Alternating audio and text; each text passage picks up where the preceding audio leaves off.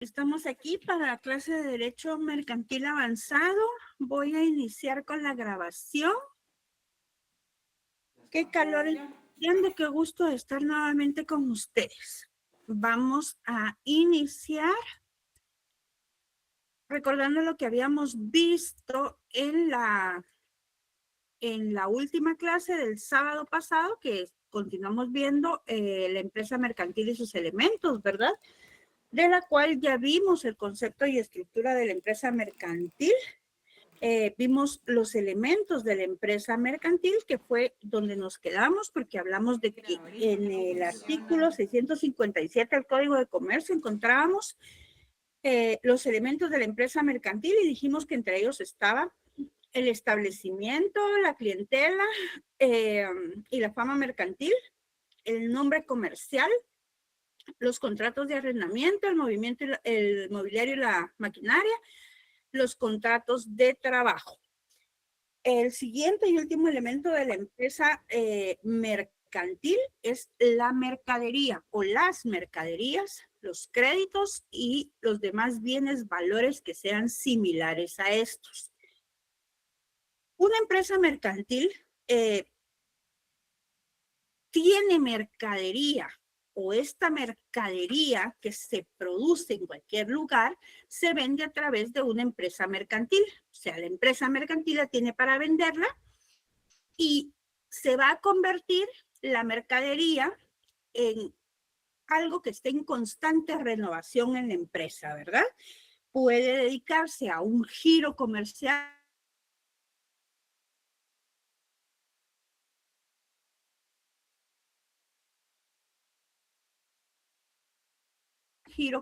una gama mucho más variada de productos. Pero toda esta mercadería que se encuentre dentro de una empresa comercial va a ser parte de los elementos de la empresa mercantil. ¿Por qué es importante para nosotros saber cuáles son los elementos de una empresa mercantil? En derecho mercantil intermedio, que ustedes vieron el semestre pasado, pues vimos las generalidades del derecho mercantil, vimos cómo se conforma una sociedad, vimos cuáles son los elementos, vimos los tipos de sociedad que existen, vimos qué es un comerciante, vimos dónde se inscriben, vimos todos los registros que son necesarios para la inscripción, vimos cuáles todos los pasos que se desarrollan para poder hacer una modificación de una escritura constitutiva de sociedad. En derecho mercantil avanzado, pues ya nos vamos a ir directamente a la empresa mercantil, porque todos estos elementos de la empresa mercantil, ustedes los van a hacer casar en aquella teoría que vimos en derecho mercantil intermedio. ¿Por qué los van a hacer casar? Porque una empresa mercantil posiblemente sea el resultado de una sociedad anónima, de una sociedad de responsabilidad limitada, de cualquier tipo de las sociedades que vimos anteriormente.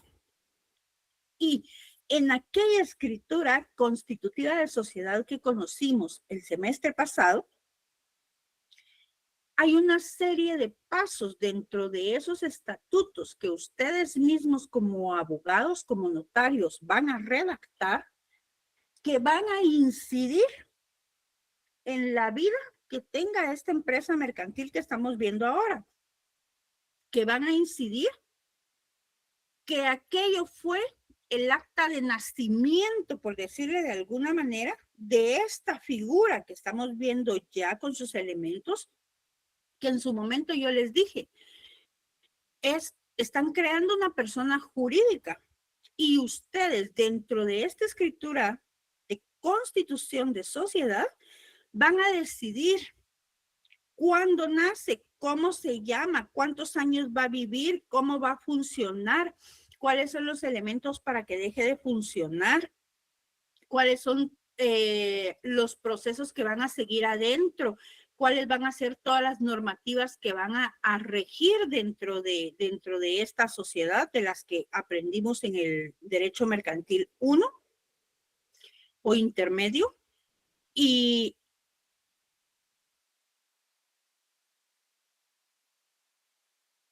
de las sociedades en su totalidad.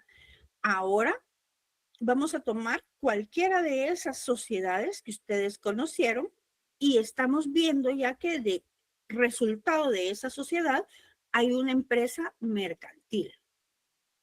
Es importante que ustedes ahora ya vayan unificando los conocimientos del derecho mercantil intermedio para que lo vayan a aplicar a esta empresa mercantil. Ahora vemos que esta empresa mercantil va a tener un concepto que la identifique, va a tener una estructura y va a tener elementos. ¿Por qué son importantes estos elementos? Porque así como decidieron ustedes crear esta vida, así decidieron dentro de esos lineamientos cuáles son las causas por las que esta vida puede terminar, cuáles son las causas para que deje de existir. Y todos estos elementos que estamos aprendiendo ahorita van a seguir un rumbo, un camino de acuerdo a lo que ustedes estipularon allá en su escritura constitutiva. ¿Por qué? Porque estamos entrelazando las dos cosas. Porque al finalizar una sociedad, al terminar una empresa, tenemos que saber qué se va a hacer con el establecimiento. Qué fácil es decir, bueno, pues es un establecimiento, si es mío, pues lo vendo, si no es mío, lo arreglo, pues dejo de pagar el arrendamiento, termino mi contrato. Pero todo eso va a depender de las obligaciones que esa sociedad haya adquirido, que van a afectar directa e indirectamente a todos los elementos de la empresa mercantil. ¿Por qué razón? Porque el establecimiento, pues ya dijimos, ¿verdad? No se puede pensar, solo lo vendo o solo dejo de rentar y ya no tengo el establecimiento. Porque si tenemos acreedores que tengan preeminencia sobre nuestros bienes, en virtud de créditos obtenidos por esa sociedad, pues este establecimiento de la empresa mercantil no va a poder tener una realización como una venta. Porque antes de eso hay que ver los derechos de nuestros acreedores. Si tenemos mercaderías, van a sufrir el mismo efecto. Van a tener que realizarse, venderse, cederse, de tal forma que se cubran las obligaciones que tiene la sociedad y por ende la empresa mercantil. Pero hay un elemento muy particular dentro de la empresa mercantil que es el que nos interesa a nosotros en este momento, en este tipo de operaciones que les estoy diciendo. Ese elemento va a ser los contratos de trabajo. Los contratos de trabajo, porque si bien es cierto, podemos ver qué hacemos con el arrendamiento y con la propiedad. Cuando hablamos de contrato de trabajo, es donde el derecho empieza a verificarse de una forma integral. Y dejamos de decir, aquí solo hay intereses que convienen al derecho mercantil. Aquí solo vamos a velar por los principios del derecho mercantil. Y el derecho mercantil tiene que ser fluido, tiene que ser rápido, ¿verdad? Para poder cumplir con sus fines y con sus principios. Sin embargo, no solo se va a velar por todo lo relacionado o normado a través del derecho mercantil, del Código de Comercio, porque al intervenir este elemento de las empresas mercantiles, que son los contratos de trabajo, tenemos que ver derecho civil, tenemos que ver derecho constitucional, tenemos que ver derecho laboral y sobre todo tenemos que ver derechos humanos. Aquí es donde les digo, se vuelve integral, porque estos elementos de la empresa mercantil, que son los contratos de trabajo, tienen que ser susceptibles de ser transferidos, cancelados con todas las garantías que representen el indubio pro operario, que representen que no exista ninguna violación de los derechos de las personas que prestaron sus servicios dentro de la empresa, ya sea como dependientes de la empresa mercantil o como servicios contratados que estuvo la empresa mercantil y que en todo momento van a tener preeminencia de proteger sus derechos.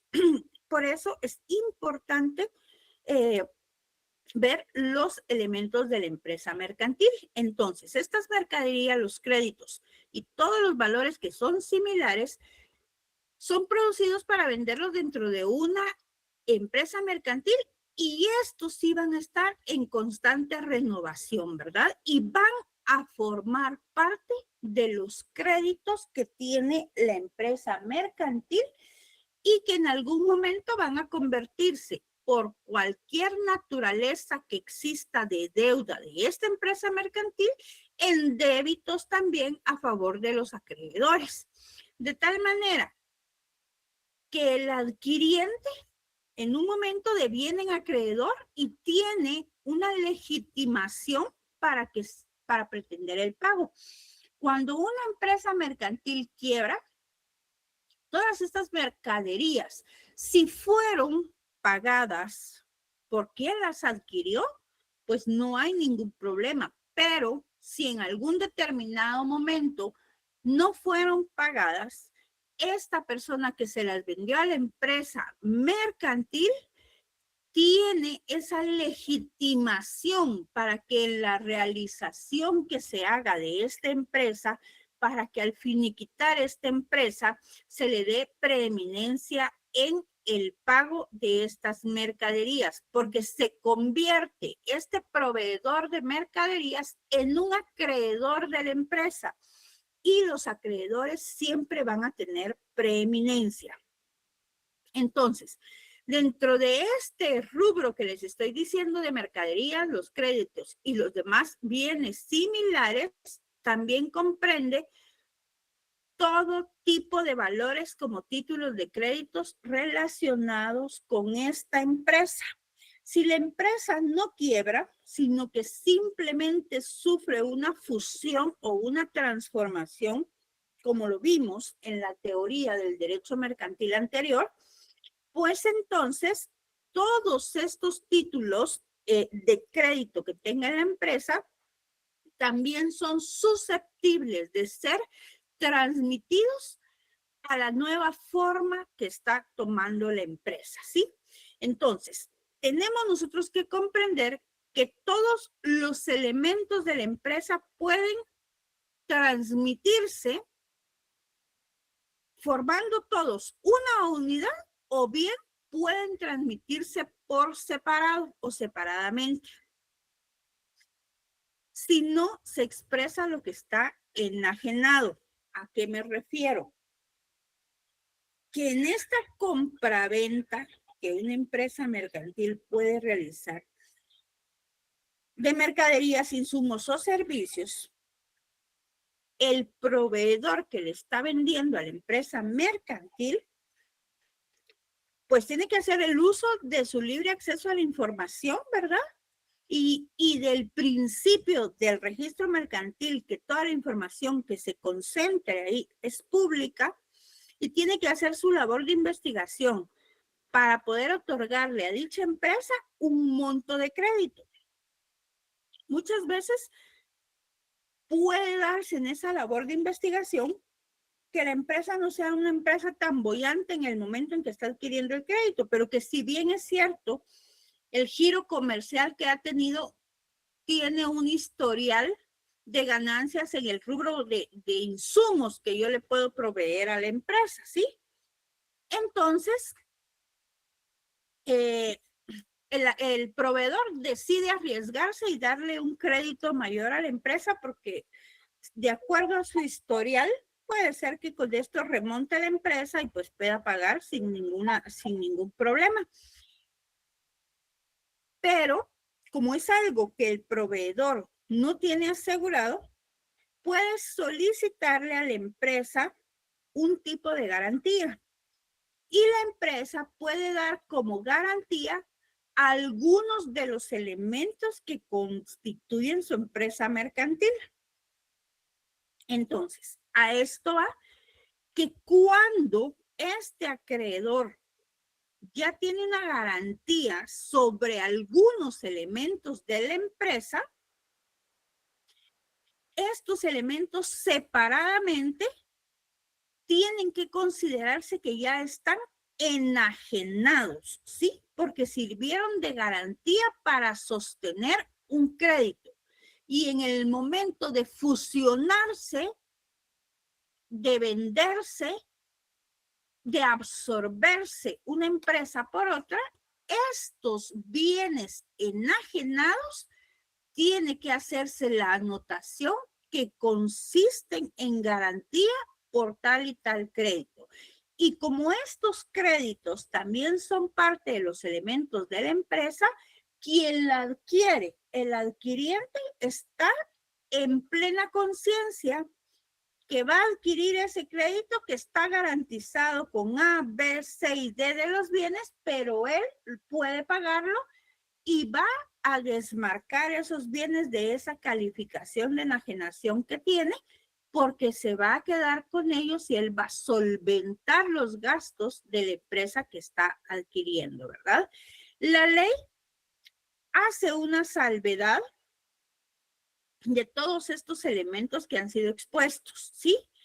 Y la salvedad es de que las patentes de invención, los secretos de fabricación y del negocio, las exclusivas y las concesiones solo pueden transmitirse por una declaración expresa del titular.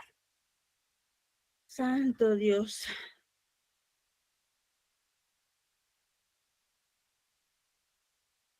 Denme un segundito, perdonen que les interrumpa, pero tengo gente trabajando. Lady, buenos días, estoy dando clases. Si necesita algo, mi niña, escríbame, por favor, porque no le puedo hablar ahorita. En cuanto termine, le llamo. Perdón. Entonces, esa es la salvedad que hace la ley. De todos los elementos que componen la empresa, un acreedor no puede, mediante una reclamación legal o procesal, solicitar que le sean entregadas las patentes de invención de algo, los secretos de fabricación de algo, las exclusivas y las concesiones, porque eso solo puede hacerse por una declaración expresa del titular. No es algo que se incluye dentro de todo este paquete, a no ser que el propietario diga y declare con su propia voz que quiere venderle y cederle todos los derechos de su invento, de su secreto, de su exclusiva a fulano de tal. Muy bien, con eso terminamos los elementos de la empresa. ¿Sí les quedaron claros? ¿Y sí les quedaron claros la transmisión y los demás efectos? Sí, licenciada. Muy bien, muchas gracias, licenciada. Entonces, ahora vamos a ver cuál es la naturaleza jurídica de la empresa mercantil. Como en derecho a veces pareciera que todo es simple porque nos regimos a la ley, hay dos partes en Todo el... bien, mi estimada licenciada. Perdón, es que tengo problemas con mi micrófono, pero todo bien, excelente como siempre. Gracias, licenciado Carlos Danilo, le agradezco mucho, muy amable. Muy bien. Yo les decía que como en derecho a veces parece que todo es sencillo, ¿verdad? Porque nosotros decimos, en derecho no hay pierde, decimos nosotros, ¿verdad? Porque la ley es la ley, la ley tiene una interpretación y ahí es donde se pelean las cosas. Sin embargo, recordemos que para poder crear todas estas leyes, se sustenta también la creación de leyes, no solo en la práctica, sino en la teoría. Y por eso existe una teoría del derecho. Y la teoría es lo que a veces no es que complique las cosas, sino que nos da los argumentos necesarios para que haya una diferente interpretación de las cosas y que nosotros, de forma individual o de forma estatal, previo a una legislación, decidamos cuál es la teoría que más nos convence para normar con base a esta teoría. O bien, entendamos las diferentes circunstancias internas o externas que pueden darle vida a cada una de las teorías y que podamos estar de acuerdo con la mayoría de las circunstancias y que no optemos por reglamentar o normar con una teoría en específico, sino que una legislación se puede optar por una teoría ecléctica. ¿Qué quiere decir? Me convence esta teoría, me convence esta otra, me convence esta otra. Entonces yo voy a decir, van a hacer las cosas así o así. En el caso de que no funcione así, pues entonces van a hacer así. O unimos las dos, sacamos lo bueno de una, sacamos lo bueno de la otra y se va a normar en ese sentido. ¿Por qué les digo eso? Porque les estoy hablando de la naturaleza jurídica de la empresa mercantil. Entonces, en esta naturaleza jurídica, para poder entender de dónde viene, cuál es la naturaleza de una empresa mercantil, existen tres teorías. La primera es la teoría atomista, la segunda es la teoría unitaria y la tercera es la teoría intermedia. La teoría atomista nos dice que la empresa es una yuxtaposición de ingredientes. ¿Qué será una yuxtaposición de ingredientes? Es una serie de cosas que se van poniendo uno sobre otro y que van creando un grupo que conforma algo, ¿sí? Eso dice la teoría atomista, que la empresa es una yuxtaposición de ingredientes particulares carentes de una unidad jurídica, los que mantienen su individualidad. No, ya no hay. Entendámosla. Si quieres te voy a mandar el listado. La teoría atomista dice que todos estos elementos de los cuales hablamos en la empresa mercantil son esos ingredientes de los que habla. Y que esos ingredientes son carentes de una unidad jurídica y que por lo tanto todos estos ingredientes, ¿sí?, van a mantener su individualidad aunque formen parte de una empresa mercantil. Eso dice la teoría atomista. ¿Por qué se llamará teoría atomista? Porque está viendo todos estos elementos en su particularidad, en su unidad más pequeña, la unidad de átomo de cada uno de estos elementos. Por eso es que los deja separados de forma individual y que pueden tener una vida individual, no depender estrictamente de la empresa para existir. Muy bien, esa es la teoría atomista. Luego tenemos una teoría opuesta, que es la teoría unitaria. La teoría unitaria nos indica que la empresa es una entidad que solo es dable estudiarla como una totalidad que sustituye a los elementos particulares que contribuyen a formarla. Ahí, de arranque, ustedes se dan cuenta que una empresa, que una teoría es la opuesta a la otra teoría, porque la teoría unitaria nos dice que la empresa es una entidad que solo se puede estudiar como una totalidad, como un todo.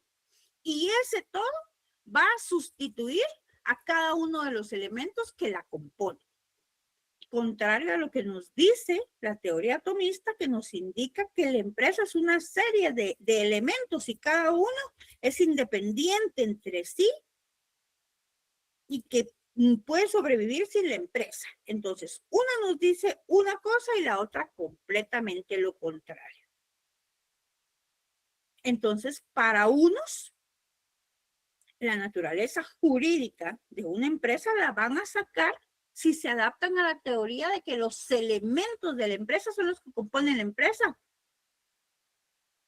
y que no pueden vivir si no son en una empresa. Y los otros de la naturaleza la van a sacar de que la empresa es la empresa, pero cada uno de los elementos va a tener su propia unidad. De ahí va a depender para ellos dos la teoría de la naturaleza jurídica de la empresa. Pero existe una tercera teoría que les decía, que eran tres, que es la teoría intermedia entre estos dos polos opuestos, ¿verdad?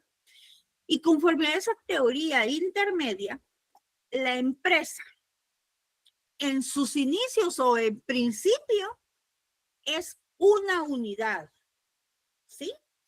Pero también indica que puede ser considerada en sus elementos. O sea, mezcla un poco de aquella y un poco de esta, agarra los dos y los une, por eso es una teoría intermedia. En nuestro sistema legal, encontramos nosotros en Guatemala que se reconoce la unidad de la empresa, o sea, la unidad de cada uno de sus elementos y la unidad global de la empresa. Pero también dentro de nuestra legislación y teoría, se entiende que si la empresa mercantil deja de funcionar injustificadamente, estos elementos que componen la empresa mercantil dejan de estar ligados a esa unidad que era la empresa mercantil, la cual supone que pueden entrar en relaciones jurídicas en singular. ¿Por qué? Porque la empresa mercantil no tiene una personalidad jurídica y es un bien mueble. A ver, ¿me entendieron las tres teorías para comprender la naturaleza jurídica de una empresa mercantil?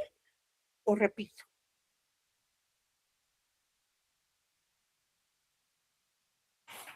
Maestra, buenos días. ¿Será tan amable de repetir, por favor? Con todo gusto. Con todo gusto, licenciado. Bueno, les repito, resumido. Estamos intentando entender la naturaleza jurídica de una empresa mercantil. Pero para poder entender esta naturaleza jurídica que tiene una empresa mercantil, la teoría del derecho nos da tres teorías existenciales: la teoría atomista, la teoría unitaria y la teoría intermedia. La teoría atomista nos va a decir que la empresa mercantil es una serie de elementos particulares, ¿sí? Y que estos elementos particulares carecen de una unidad jurídica, o sea que aunque estén dentro de una empresa mercantil, van a mantener su individualidad, por ejemplo, el establecimiento, la clientela, los contratos de trabajo, todo eso, aunque estén dentro de una empresa mercantil, no forman una unidad, sino que cada uno de ellos puede sobrevivir por su parte, aunque la empresa no esté. Eso es lo que nos dice la teoría atomista. La teoría unitaria nos dice todo lo contrario, que la empresa mercantil no puede hacer que todos estos elementos que estén ahí no pueden sobrevivir si no es en su totalidad dentro de esa empresa mercantil. Si están fuera de ella, carecen de valor. Eso nos dice la teoría unitaria. Pero la teoría intermedia une los dos pensamientos, ¿sí? De la teoría atomista y de la unitaria, y la intermedia nos dice que si bien es cierto, la empresa es una unidad, o sea, un todo, también hay que considerar que sus elementos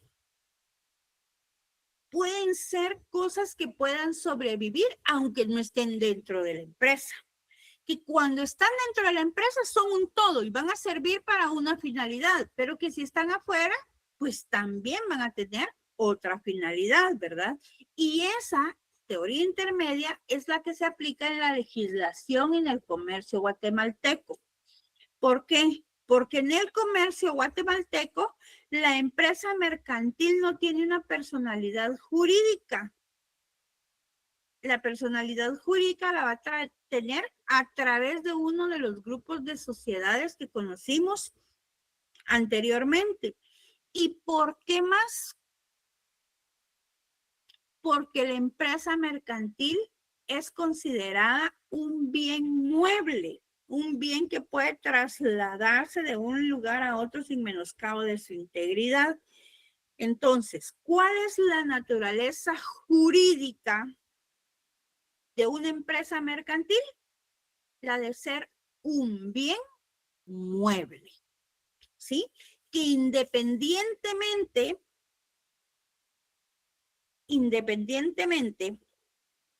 de que sea un todo, también le va a reconocer la importancia a cada uno de los elementos que tiene esta empresa mercantil y que al momento de que la empresa mercantil se transfiera, se venda, se ceda, se fusione, se absorba por otra empresa, estos elementos van a ser de vital importancia, tanto en créditos como en débitos de cualquier enajenación que sufra la empresa. Ahora sí me comprendieron, licenciado Elvin, o todavía no muy claro. Sí, sí, licenciada, ahora sí la entendí de mejor manera. Gracias. Me alegra mucho las veces que necesiten, para eso estoy. Muy bien. Si entendimos entonces que la naturaleza jurídica de una empresa mercantil es que no tiene personalidad jurídica y que es un bien mueble, terminamos con la naturaleza jurídica. Ahora vamos a ver la transmisión de la empresa. Si ustedes se dan cuenta, venimos de menos a más ahorita nuevamente. Porque al empezar a ver la empresa mercantil y sus elementos, vimos el concepto de la empresa mercantil, cómo está y en dónde está regulado el concepto. Vimos la estructura de la empresa mercantil, vimos los elementos y la regulación de los elementos de la empresa mercantil. Vimos la naturaleza jurídica ahorita y ahorita vamos a ver la transmisión de la empresa mercantil. Pero ¿cómo vamos a transmitir algo que nosotros no conocemos a fondo? Es como que yo quiera vender mi carro, ¿sí? Y pongo un anuncio en cualquier lugar de difusión. Y ponga, vendo carro, marca tal, modelo tal. Bueno, las personas que estén interesadas en el carro, como yo no puse otra especificación del carro, porque no me la sé, yo de carros no sé nada, voy a decir. Entonces me van a llamar y me van a decir, mire, ¿es automático o es mecánico? ¿Qué tipo de motor tiene? ¿Qué rin son sus llantas? ¿Cómo es el sistema de esto? ¿Qué tipo? Todos esos elementos de mi carro son los que pueden hacer que mi carro sea atractivo para que alguien lo compre o deje de serlo. ¿Sí? Todos esos elementos que van a constituir esa unidad del carro van a ser importantes para la persona quien adquiera ese vehículo. Porque, por ejemplo, con un simple elemento, ¿verdad? Que me digan, ¿es mecánico o automático? Yo voy a delimitar el grupo de personas a las que va a estar dirigido mi anuncio. Porque una persona que no sepa manejar un carro mecánico, obviamente, solo me pregunta eso y ¿para qué me sigue preguntando lo demás? Si no le va a funcionar, si es para su uso, no le va a funcionar. Lo mismo sucede con la transmisión de una empresa. Por eso era necesario que supiéramos todos los elementos que componen una empresa para que sepamos que al momento de haber una transmisión de una empresa, qué podemos, qué debemos y qué no podemos hacer con todos esos elementos. ¿Por qué? Por ley. Por ley, porque la ley nos obliga a proteger y conservar ciertas cosas de cierta manera y a mantenerlos dentro de una unidad, como nos decía la teoría unitaria, o bien que nos dé la libertad de que sean individuales, como nos decía la teoría atomista. Aquí caemos en ese conocimiento previo. Entonces, la transmisión, no me van a decir que se nos va a acabar el periodo. Ay, Dios santo. La transmisión de una empresa tenemos que asumirla desde el punto de vista que ya caímos, que su naturaleza jurídica nos dice que es un bien mueble. Entonces, una vez que es un bien mueble, la empresa va a ser objeto de negocios jurídicos definitivos y temporales, como son la compra-venta, la donación, la aportación, el usufructo y el arrendamiento. Cualquiera de esos negocios jurídicos son objetos de este tipo de bien. Entonces, cuando hablamos de compraventa, van a regir las normas de la compraventa de una empresa mercantil, que son las mismas que rigen para la donación y la aportación de la empresa en una negociación. Transmitimos nosotros a otra persona una empresa en propiedad y esto va a producir efectos especiales y tiene que hacerse esa transmisión sujeta a formalidades específicas. Si el vendedor es una sociedad, pues se va a seguir todo el procedimiento establecido para fusionar sociedades. Si el enajenante, o sea, el que la adquiere, es un comerciante individual, debe de publicarse en el diario oficial y también en otro de mayor circulación con 2 meses de anticipación, el último balance de la empresa por vender y el sistema que se haya establecido para solventar todo el pasivo que se tenga dentro de esa empresa. Y esta transmisión de la empresa va a tener ciertos efectos, que son que el adquiriente se va a subrogar en los contratos celebrados por el ajenante, o sea que los va a aceptar para él, va a decir, yo estoy comprando la empresa, compro también los contratos que tiene, eso es subrogarse, ¿verdad? El adquiriente se sustituyen los créditos a favor de su enajenante con motivo del funcionamiento de la empresa, o sea, todo lo que debía, que es como yo le estoy comprando a la empresa, ahora lo debo yo. Entonces, yo soy el responsable de las deudas a terceros y esa responsabilidad de deudas a terceros no va a admitir pacto en contrario. Ahí no puedo decir, yo sí te compro la empresa, pero todo lo que debes de esa empresa, no, eso ya mira cómo lo solventas. No, porque lo primero que debe de protegerse es el acreedor que tiene dinero invertido en esa empresa. Entonces, el adquiriente se subroga en todo y esta obligación de pagar deudas frente a terceros no va a admitir pacto en contrario. Para garantizar a los acreedores el enajenante, o sea, el que compra, sigue teniendo, el que vende sigue teniendo responsabilidad durante el año siguiente a la publicación del aviso de transmisión. O sea, yo vendí mi empresa y yo tengo ciertos acreedores. Ya salió la publicación en el diario oficial, ya en teoría todo el mundo se enteró, pero resulta que había un acreedor que por alguna razón X, Y, la que sea, la más atómica que ustedes quieran, no se enteró. Mi responsabilidad subsiste durante un año para que en ese año, si él se entera y me cobra, yo sigo teniendo esa responsabilidad, porque yo no hice del conocimiento de la persona que me compró ese crédito y hasta yo lo había olvidado, pero resulta que sí lo tengo. Entonces, cuando esta persona viene a cobrarle al que me compró la empresa, le dice que no le va a pagar porque de ese crédito no tuvo conocimiento. Pero yo, aún haya pasado un año después de la publicación de la venta de la empresa, sigo teniendo esta responsabilidad.